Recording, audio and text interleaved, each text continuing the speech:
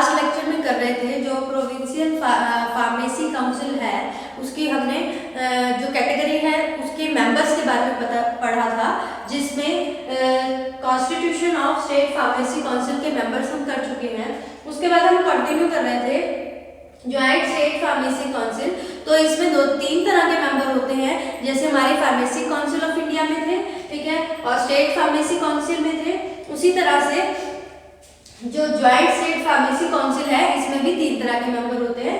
First one is elected member, जिनको select किया जाता है बाय इलेक्शंस, ठीक है, और इलेक्शंस ऑफ द स्टेट। अब ये ज्वाइंट स्टेट की बात हो रही है, तो इसमें मैंने आपको इसकी डेफिनेशन बताई थी कि ज्वाइंट जब 2-3 स्टेट्स इकट्ठे मिलकर फॉर्मेशन करते हैं अपना फार्मेसी काउंसिल का, उसको ज्वाइंट स्टेट फार्मेसी काउंसिल कहते हैं। यानी इकट्ठे मिलकर ज्वाइन होकर एक स्टेट फार्मेसी काउंसिल बनाते हैं। इसमें पहले आते हैं इलेक्टेड मेंबर्स। इलेक्टेड मेंबर्स की बात करें तो इलेक्टेड मेंबर्स में इलेक्शन के थ्रू इनको सेलेक्ट किया जाता है। इसमें आ जाते हैं near about 3 to 5 registered pharmacist,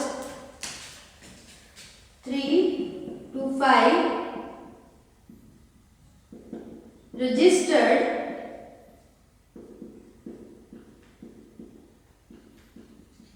pharmacist of participating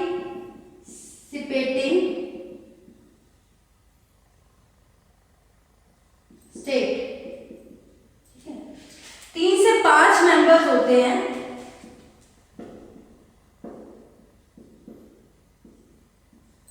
ठीक है, 3 से 5 मेंबर होते हैं जो क्या होते हैं, रजिस्टर्ड फार्मासिस्ट होते हैं। किसमें, पार्टिसिपेटिंग, जो भी ज्वाइंट इकट्ठे मिलकर जो स्टेट अपना क्या बना रहा है, फार्मेसी काउंसिल बना रहा है उसके, ठीक है। और इसमें एक मेंबर होता है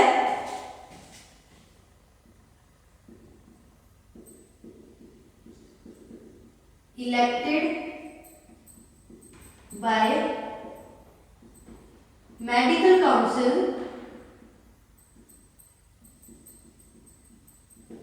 of participating state। अब हर राज्य की, हर स्टेट के एक मेंबर ऐसे होते हैं जो कि इलेक्ट किए जाते हैं, जो कि मेडिकल काउंसिल में वो रजिस्टर्ड होने चाहिए स्टेट के, ठीक है। अब हम बात करते हैं नॉमिनेटेड मेंबर की। कितने मेंबर्स इसमें नॉमिनेट किए जाते हैं, इसमें 5 मेंबर थे, उसमें नॉमिनेट किए जाते हैं 2 to 4 members, 2 to 4 members nominated by state government, ठीक है। 2 से लेकर 4 मेंबर जो कि नॉमिनेट होते हैं बाय स्टेट गवर्नमेंट, और इनके पास डिग्री या डिप्लोमा फार्मेसी का होना चाहिए, ठीक है। ये रजिस्टर्ड फार्मासिस्ट होने चाहिए। एक तो इनके पास क्या होनी चाहिए, कंडीशन क्या है, ये कंडीशन ये है कि डिग्री और डिप्लोमा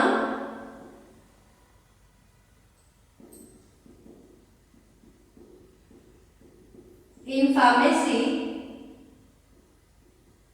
ठीक है, और ये क्या होनी चाहिए, शुड बी रजिस्टर्ड फार्मासिस्ट। दूसरी कंडीशन है कि ये रजिस्टर्ड फार्मासिस्ट होने चाहिए,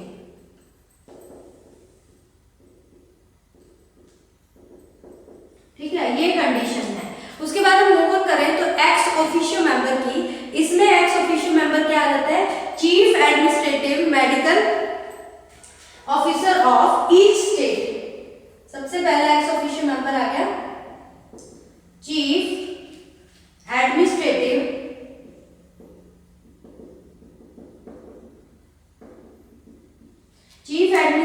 मेडिकल ऑफिसर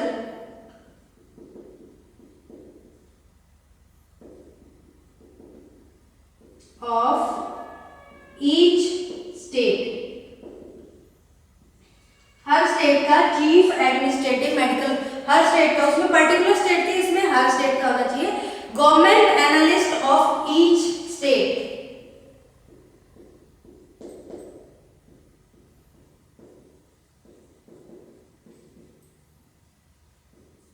ईच स्टेट, ठीक है। जो हमारा लास्ट है दैट इज ऑफिशियल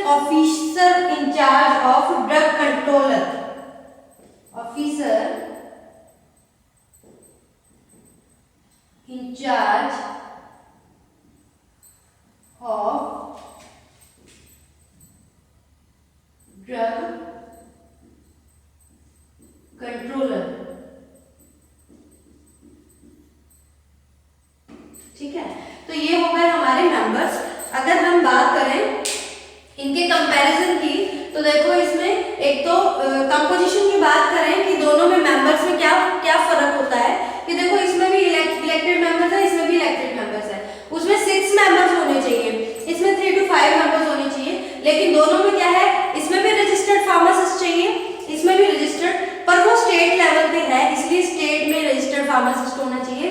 इसमें हर जो भी स्टेट है पार्टिसिपेट कर रही है, इकट्ठी एक ज्वाइंटली फार्मेसी काउंसिल बना रही है, उनकी उसमें रजिस्टर्ड होना चाहिए। ठीक है, सॉरी।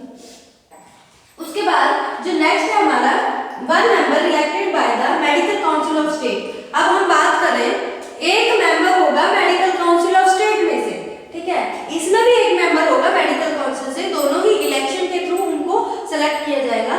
उसमें एक ही स्टेट है, इसमें जितनी स्टेट है वो पार्टिसिपेट कर रही है, उस हर स्टेट का एक मेडिकल काउंसिल में जो कि रजिस्टर्ड है एक मेंबर, उसका हर स्टेट का, अगर 2 स्टेट है इकट्ठी तो दोनों स्टेट का, अगर 3 स्टेट है तो तीनों स्टेट का।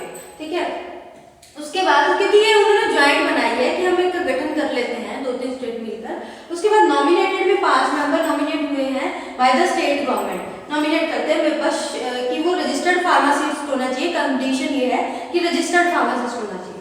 उसमें 5 ही मेंबर्स थे, इसमें 2 to 4 मेंबर्स नॉमिनेट होंगे बाय द स्टेट गवर्नमेंट।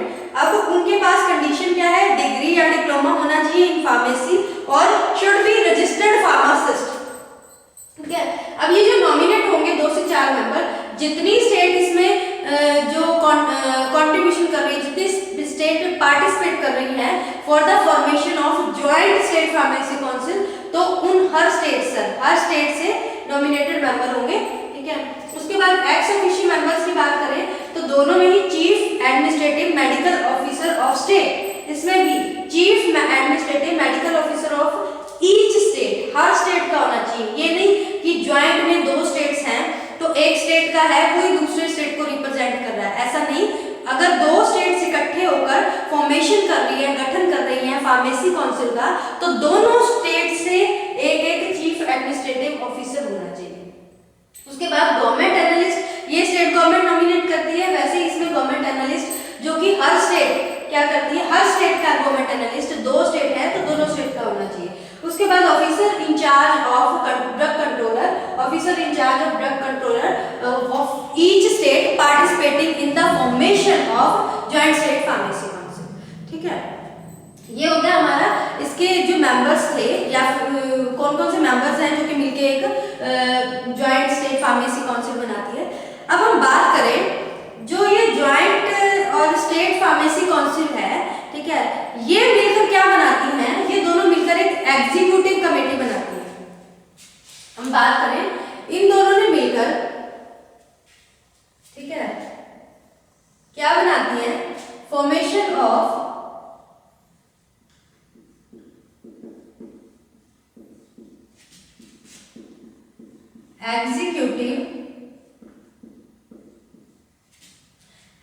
ये क्या बनाती है, फॉर्मेशन ऑफ एग्जीक्यूटिव कमेटी बनाती है।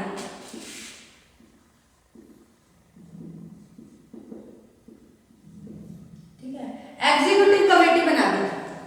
ठीक है, अब ये जो कमेटी बन गई, ठीक है, ये कमेटी क्या करेगी, अब इन सब ने मिलकर अपने ऊपर भी कोई हेड रखना है, तो ये क्या करती है, इलेक्शन के थ्रू अपना प्रेसिडेंट और वाइस प्रेसिडेंट को सिलेक्ट करती है। ठीक है, और क्या करती है, कुछ और मेंबर्स जो कि इनकी मतलब कि एज ए हेल्पर की तरह, एज ए सर्वेंट की तरह एक्ट करते हैं, उनको इलेक्ट करती है। ठीक है, इन्होंने क्या करा, इन्होंने अपना जो हमारा जो स्टेट फार्मेसी काउंसिल था और ज्वाइंट स्टेट फार्मेसी काउंसिल था मिलकर एक एग्जीक्यूटिव कमेटी बना दी। ठीक है, वो एग्जीक्यूटिव कमेटी क्या कर रही है, अपने इलेक्शन कर रही है, इनके थ्रू भी वोट्स डाले जा रहे हैं, ये भी वोटिंग कर रहे हैं, जो कि अपना एक प्रेसिडेंट और वाइस प्रेसिडेंट है उसको सिलेक्ट करते हैं। अब जो प्रेसिडेंट है, अगर मान लो, इसमें जो नोट करने वाली बात है कि अगर मान लो कोई भी प्रेसिडेंट है, फर्स्ट टाइम नॉमिनेट हो रहा है, ठीक है, फर्स्ट टाइम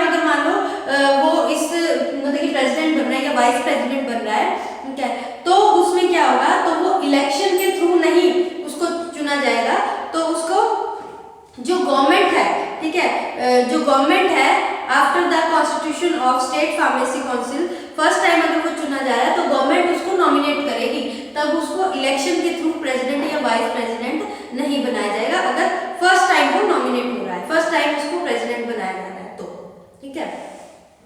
अब इसकी बात करें जो प्रेसिडेंट, जैसे हम वैसे भी नॉर्मली बात करते हैं कि जो प्रेसिडेंट होते हैं, प्राइम मिनिस्टर होते हैं, लीडर्स होते हैं, इनका एक वर्किंग टाइम होता है, वर्किंग पीरियड होता है कि इतने टाइम के लिए ये अब इस पोस्ट पे है, जो भी है, चीफ मिनिस्टर की पोस्ट पे है, प्राइम मिनिस्टर की पोस्ट पे है या प्रेसिडेंट की पोस्ट पे है। उसके बाद फिर क्या होता है, दोबारा से इलेक्शन होती है, दोबारा से इलेक्शन होने के बाद दोबारा से फिर नया प्राइम मिनिस्टर, नया चीफ मिनिस्टर, ठीक है, नया प्रेसिडेंट की सिलेक्शन की जाती है, ठीक है। वैसे ही सारा प्रोसीजर इसमें है, इसमें भी पर्टिकुलर टाइम पीरियड के लिए वो पर्टिकुलर पोस्ट पे होता है, जो भी प्रेसिडेंट है या वाइस प्रेसिडेंट है, किसी भी पर्टिकुलर पोस्ट पे है related to the pharmacy council, तो उसमें क्या होता है, उसके बाद दोबारा से इलेक्शन होती है, ठीक है। और वो इलेक्शन कितने टाइम बाद होती है, 5 इयर्स के बाद। इनका वर्किंग पीरियड है प्रेसिडेंट और वाइस प्रेसिडेंट का, जो कि फॉर्मेशन, जो एग्जीक्यूटिव कमेटी है, उस कमेटी ने इलेक्शन के थ्रू उनका चयन किया है, इलेक्शन के थ्रू इलेक्टेड किया है उसको, ठीक है। वो 5 साल का होता है। 5 साल बाद फिर क्या होगा, दोबारा से इलेक्शन होंगे, ठीक है, दोबारा से इलेक्शन होंगे ताकि कोई नया उस प्रेसिडेंट और वाइस प्रेसिडेंट की पोस्ट पे आएगा, ठीक है। अब इसमें ये होता है, क्वेश्चन ये है कि जो पहले ही वाइस प्रेसिडेंट और प्रेसिडेंट की पोस्ट पे है, क्या वो दोबारा से उसी पोस्ट के लिए इलेक्शन में खड़ा हो सकता है, स्टैंड ले सकता है दोबारा से? यस। तो ही और शी जो भी पहले वाइस प्रेसिडेंट है या प्रेसिडेंट है ऑफ द इस कमेटी का, एग्जीक्यूटिव कमेटी के थ्रू जो बना है इनके ऊपर, ठीक है, तो वो एलिजिबल होता है दोबारा से फॉर री इलेक्शन के लिए भी एलिजिबल होता है, ठीक है। और इसमें ये भी होता है कि अगर कोई भी मेंबर रिजाइन देना चाहता है तो वो रिजाइन भी दे सकता है, ठीक है। अगर मान लो किसी मेंबर है, ठीक है, उसका कोई पर्टिकुलर पोस्ट पे है, अपना वाइस प्रेसिडेंट की पोस्ट पे है या फिर प्रेसिडेंट की पोस्ट पे है, उसका टाइम पीरियड है 5 इयर्स, ठीक है। अब उसने 5 इयर्स के बजाय उसने 3 इयर्स के बीच में ही उसने रिजाइन दे दिया कि मैं अपने जो पोस्ट है इससे इस्तीफा देता हूँ, मैं आगे कंटिन्यू नहीं करना चाहता, तो जो 2 साल का उसका टाइम पीरियड रह गया, उस 2 साल के लिए इलेक्शन होगी और उस इलेक्शन में जो प्रेसिडेंट और वाइस प्रेसिडेंट रहेगा वो सिर्फ उन 2 सालों के लिए ही रहेगा, जो उसका वेकेंट टाइम पीरियड रह गया ना पिछले वाले प्रेसिडेंट का, उतने टाइम के लिए। ऐसा नहीं कि अगर उसको वहाँ पे उसकी जगह उसको पोस्ट मिल गई है तो वो 5 इयर्स के लिए ही एलिजिबल है, नहीं, वो सिर्फ उसका टाइम पीरियड कंप्लीट करेगा जो कि पीछे वाला जो रिजाइन करके चला गया, जो कि प्रेसिडेंट या वाइस प्रेसिडेंट, ठीक है। उसके बाद 2 साल बाद, अगर मान लो उसका 2 साल का टाइम रहता था, 2 साल का टाइम पूरा होने के बाद दोबारा से फिर इलेक्शन होगी for new president and vice president. ये बिल्कुल जैसे हमारी जनरल पॉलिटिक्स है उससे ही बिल्कुल सिमिलर है फार्मेसी काउंसिल में भी उसी तरह से इलेक्शन, ठीक है। ये तो हमने पढ़ा कि ज्वाइंट स्टेट फार्मेसी काउंसिल क्या होता है, कैसी कमेटी बनाती है, इसमें कौन कौन से मेंबर्स आते हैं, उनके बारे में पढ़ा। अब हम बात करें functions of state pharmacy council and joint state pharmacy council. हमने मेंबर्स के बारे में पढ़ लिया, मेंबर्स का डिस्टिंग्विश भी कर लिया, ठीक है। अब हम बात करेंगे इनके फंक्शंस की कि ये काम क्या करते हैं, क्योंकि कंपोजिशन हमने पढ़ ली दोनों की।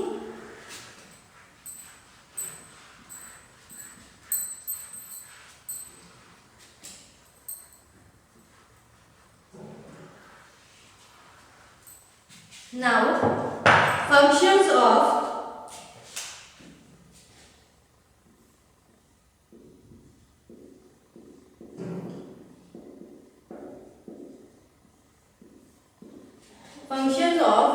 state pharmacy council and joint state pharmacy council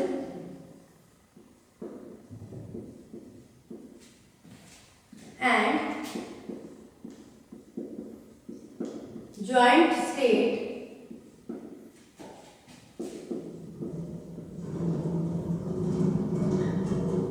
pharmacy council. इनके क्या क्या काम है, क्या क्या फंक्शंस हैं,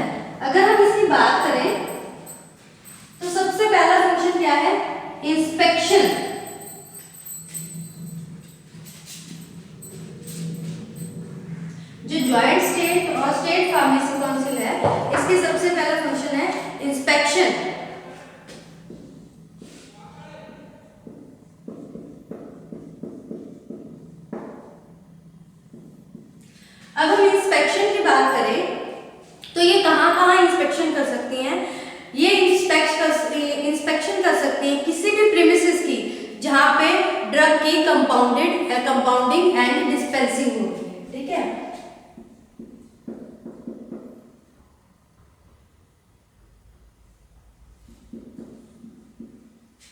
किसी भी प्रीमिसेस की जहां पे क्या हो रही है, कंपाउंडिंग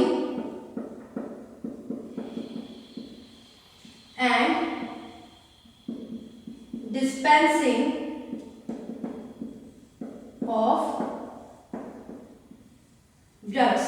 ठीक है, किसी भी प्रीमिसेस है उसका कभी भी इंस्पेक्शन कर सकते हैं, वहां जाकर इंस्पेक्ट कर सकते हैं, कुछ भी वहां पे चेकिंग कर सकते हैं। ठीक है, और क्या कर सकते हैं, किसी भी जो पर्सन है, जो फार्मासिस्ट है, ठीक है, जिसने रजिस्ट्रेशन करवा रखा है, उसकी इंक्वायरी कर सकते हैं।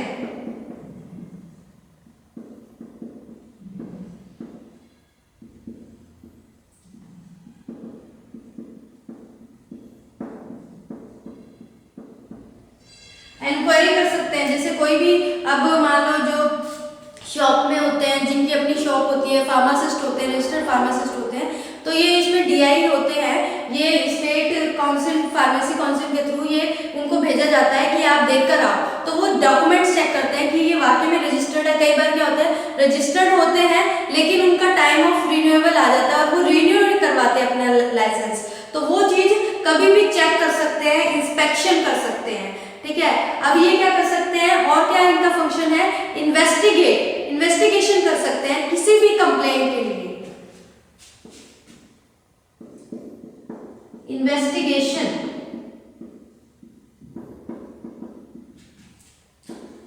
अबाउट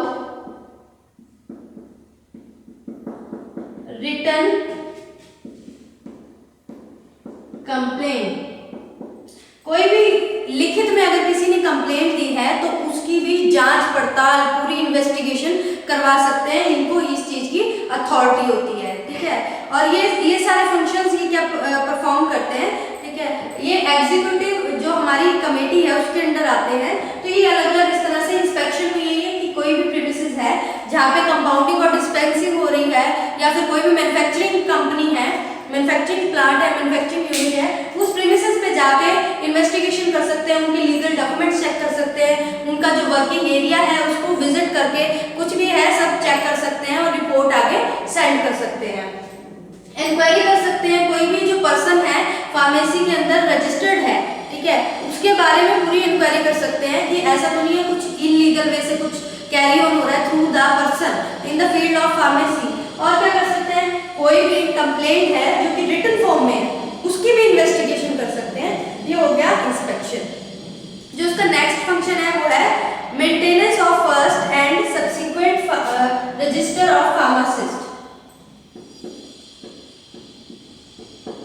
नेक्स्ट क्या करते हैं, maintenance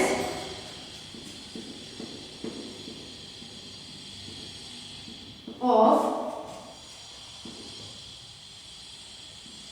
first and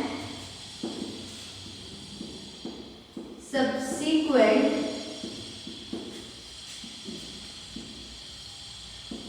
register of pharmacist। अब देखो जो भी रजिस्टर होता है, आपको ये स्टार्टिंग में करवाया था, बताया था मैंने डेफिनेशन में, सेंट्रल रजिस्टर होता है, उसके अंदर जो भी फार्मासिस्ट होती है उनकी डिटेल होती है, उनका नाम और एड्रेस लिखा जाता है, पूरी डिटेल होती है। तो ये जो रजिस्टर होता है ना, फर्स्ट और सब्सिक्वेंट रजिस्टर, अब ये फर्स्ट रजिस्टर और सब्सिक्वेंट रजिस्टर क्या है, इसके बारे में हम डिटेल में स्टडी करेंगे। वैसे आपको जनरल पता होना चाहिए कि फर्स्ट रजिस्टर में क्या होता है, जो अभी जिसने डी फार्मेसी या बी फार्मेसी का कोर्स करके फर्स्ट टाइम रजिस्टर्ड कर रहा है अपने आप को स्टेट फार्मेसी काउंसिल में, तो उसका नाम फर्स्ट रजिस्टर में एंटर किया जाता है by the state pharmacy council के द्वारा। अब वो एंट्री कौन करता है, वो रजिस्ट्रार होता है। वो रजिस्ट्रार उसमें रजिस्टर में उस पर्टिकुलर जो पर्सन है जिसके पास क्वालिफिकेशन है ऑफ डी फार्मेसी और बी फार्मेसी की, ठीक है, उसका जो भी नाम और एड्रेस है उसको उसमें एंटर करता है। तो वो क्या होता है, एज ए रजिस्टर्ड हो जाता है, वो फार्मासिस्ट क्या होता है, रजिस्टर्ड हो जाता है, उसकी रजिस्ट्रेशन हो जाती है। ठीक है, अब उस जो रजिस्टर होता है उस रजिस्टर में क्या क्या चीजें मेंशन होती है, सबसे पहले तो फुल नेम होता है जो पर्टिकुलर पर्सन है जिसने फार्मेसी फील्ड में अपना कोई भी डिप्लोमा या फिर डिग्री की है, उसका फुल नेम होता है विद देयर रेजिडेंशियल एड्रेस, उसका रेजिडेंशियल एड्रेस होता है रजिस्टर्ड पर्सन का, ठीक है। और उसकी फर्स्ट रजिस्टर के अंदर जो फर्स्ट एंट्री है वो रजिस्टर में होती है, ठीक है। और इसमें क्या होता है, उसकी क्वालिफिकेशन भी लिखी जाती है, जो थर्ड पॉइंट है, qualification of the person, registration जिसने करवाना है उसकी क्वालिफिकेशन लिखी जाती है, ठीक है। उसका प्रोफेशनल एड्रेस लिखा जाता है। उसके बाद प्रोफेशनल एड्रेस मतलब कि जहाँ पे वो अपना कोई भी बिजनेस कैरी ऑन कर रहा है या कोई भी जॉब कर रहा है अपने प्रोफेशन से रिलेटेड, फार्मेसी से रिलेटेड, ठीक है। और वो सारे जो भी पार्टिकुलर्स है उनको पूरा प्रिस्क्राइब किया जाता है, ठीक है। तो ये सब रजिस्टर में एंटर होता है, ठीक है। और इसमें क्या होता है, जो स्टेट काउंसिल होती है वो हर साल इसको 12 महीने बाद इसको रिवाइज किया जाता है, देखा जाता है कि कोई इसके अंदर कुछ भी एडिशन तो नहीं होनी या फिर कुछ चेंजेस तो नहीं होंगे, तो इसको एक तरह से रिवाइज किया जाता है। तो ये हो गया maintenance of first and subsequent register of pharmacist. अब आ जाता है कि जो फर्स्ट और सब्सिक्वेंट फर्स्ट रजिस्टर क्या आता है उसकी डिटेल हम पढ़ेंगे, ठीक है। और जो फर्स्ट रजिस्टर में एंट्री करता है उसकी क्या क्वालिफिकेशन होनी चाहिए, कैसे प्रोसीजर होता है, ये सारा प्रोसीजर हम करेंगे नेक्स्ट लेक्चर में। ये अभी के लिए आपका ये सिर्फ हमने आज क्या किया, आज हमने जो ज्वाइंट स्टेट फार्मेसी काउंसिल था उसके मेंबर्स के बारे में पढ़ा। उसके बाद जो स्टेट फार्मेसी काउंसिल है और ज्वाइंट स्टेट फार्मेसी काउंसिल है उसके दो फंक्शंस थे कि इंस्पेक्शंस में हेल्पफुल होता है और maintenance of first and subsequent register में हेल्पफुल होता है। और एक इनका फंक्शन होता है रेवेन्यू जनरेट, रेवेन्यू जनरेट करता है। रेवेन्यू जनरेट मतलब रेवेन्यू जनरेशन का काम होता है। ये भी कौन करता है, स्टेट और ज्वाइंट स्टेट फार्मेसी काउंसिल करता है। इसमें क्या होता है, जो भी रजिस्ट्रेशन वगैरह के लिए या फिर कोई भी फाइन है उसकी जो फीस है वो चार्ज करते हैं, जो भी स्टेट काउंसिल है या ज्वाइंट स्टेट फार्मेसी काउंसिल है। अब उसमें जो चार्ज किया है, जो भी फीस आई है, कोई भी अपने आप को जब डिग्री डिप्लोमा कर लिया रजिस्ट्रेशन करवाने जाता है उसकी फीस होती है, या तो रजिस्ट्रेशन की होती है, कोई रिन्यू करवा रहा है तो रिन्यू की फीस होती है, ठीक है। और अगर मान लो कोई किसी का फाइन है रिन्यू के टाइम तो फाइन की फीस होती है। तो वो जो सारा पैसा आता है वो कहाँ जाता है, उसमें से क्या होता है 20% तो 25% तो ट्रांसफर कर देते हैं पीसीआई को, to pharmacy council.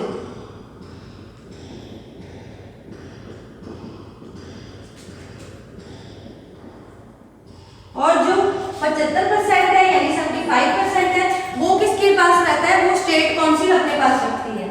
State pharmacy council, जो स्टेट फार्मेसी काउंसिल है वो अपने पास रखती है, अपने जो भी खर्चे हैं उनके लिए अपने पास ही रखती है। तो रेवेन्यू जनरेट करना भी किसका फंक्शन है, function of state pharmacy council and joint state pharmacy council.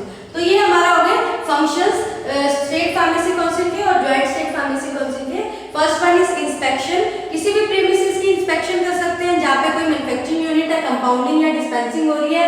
किसी भी पर्सन जो कि रजिस्टर्ड है उसकी इंक्वायरी कर सकते हैं और इन्वेस्टिगेशन कर सकते हैं अगर कोई रिटन कंप्लेंट आई है उसके रिलेटेड, ठीक है। Maintenance of first and subsequent register, जिसमें फार्मासिस्ट को रजिस्टर कर रखा है उसको मेंटेन करके रखना भी स्टेट फार्मेसी काउंसिल और ज्वाइंट स्टेट फार्मेसी काउंसिल का काम होता है। और रेवेन्यू जनरेट, जो भी रजिस्ट्रेशन के दौरान या फिर कोई भी फीस या फाइन आ रहा है उसमें से 25% तो ट्रांसफर कर देते हैं फार्मेसी काउंसिल ऑफ इंडिया और 75% वो अपने पास ही रखते हैं अपने यूज के लिए, ठीक है।